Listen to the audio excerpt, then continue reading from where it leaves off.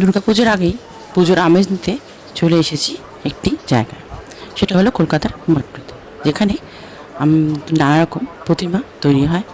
এটা এখানে বসবাস করে এবং প্রতিমা তৈরি করে। কি সুন্দর সুন্দর প্রতিমা তৈরি হয়, তাদের সাজ সরঞ্জাম সব কিছু কিন্তু এখানে পাওয়া যায়। অনেক ধরনের যে ঠাকুর দেখলাম, যেগুলো এখন প্রতীক্ষায় বসে আছে বড় বড় পূজা মণ্ডপে পৌঁছে যাওয়ার জন্য।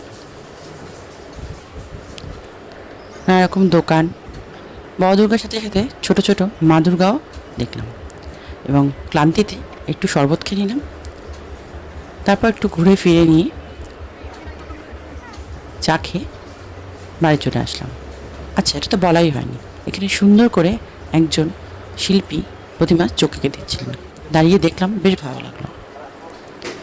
আপনারা যদি চান দেখে আসতে পারেন কলকাতা কুমারটুলিতে এই প্রতিমা। আর কেমন লাগলো ভিডিওটা জানাবেন, আমার সাথে শেয়ার করবেন আপনার কেমন অভিজ্ঞতা হলো।